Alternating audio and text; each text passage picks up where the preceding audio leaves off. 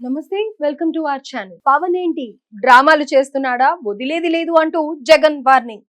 మాజీ సీఎం జగన్ మరో పోలీసు అధికారికి హెచ్చరిక చేశారు.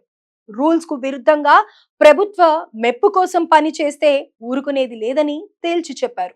వైసీపీ నేతలను వేధిస్తూ సమస్యలను కొని తెచ్చుకోవద్దు అని సూచించారు.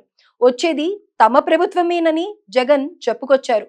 తిరుపతి తొక్కిసలాట ఘటనపైన జగన్ మరోసారి సీరియస్ అయ్యారు. సీఎం, డిప్యూటీ సీఎం, సీఎం తీరును తప్పుబట్టారు. క్షమాపణ చెబితే చాలంటూ పవన్ డ్రామాలు ఆడుతున్నారని మండిపడ్డారు. మాజీ సీఎం జగన్ తమ పార్టీ నేతలను అక్రమంగా వేధిస్తే సహించేదే లేదని తేల్చి చెప్పేశారు. తాజాగా పులివెందల పర్యటన సమయంలో పార్టీ నేతలు తమను డిఎస్సి టార్గెట్ చేసి ఇబ్బందులకు గురి చేస్తున్నారని జగన్ కు ఫిర్యాదు చేశారు. దీంతో బెంగళూరుకి బయలుదేరి వెళ్లే సమయంలో హెలికాప్టర్ వద్ద పులివెందల డిఎస్సి మురళీ నాయక్ ను పిలిచి మాట్లాడారు. ఎల్లకాలం కూటమి ప్రభుత్వమే ఉంటుందనుకోవద్దని సూచించారు. మళ్లీ తాము వచ్చినప్పుడు వైసీపీ వారిని ఇబ్బంది పెట్టిన వారందరినీ ప్రత్యేక దృష్టితో చూస్తామంటూ హెచ్చరించారు. డిఎస్సి తాము ఎవరి మాటలు విని కేసులు నమోదు చేయడం లేదని, చట్ట ప్రకారమే వ్యవహరిస్తున్నామని చెప్పుకొచ్చారు.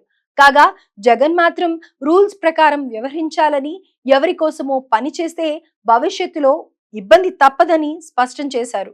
ఘటనకు సంబంధించిన బాధ్యులపై చర్యల విషయంలో చంద్రబాబు ప్రభుత్వం వ్యవహరిస్తున్న తీరు అత్యంత దుర్మార్గంగా ఉంది అని అంటూ ఉన్నారు.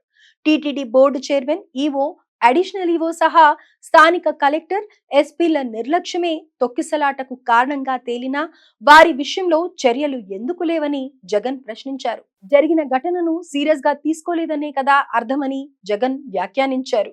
తూతూ మంత్రంగా తీసుకున్న చర్యలు వీరిని కాపాడ్డానికే కదా అంటూ జగన్ నిలదీశారు. శ్రీవారి భక్తుల మరణాలకు అసలు కారకులను రక్షించే ప్రయత్నం తీసుకున్న ఆ కొద్దిపాటి చర్యల్లోనూ వివక్ష చూపుతున్నారని మండిపడ్డారు.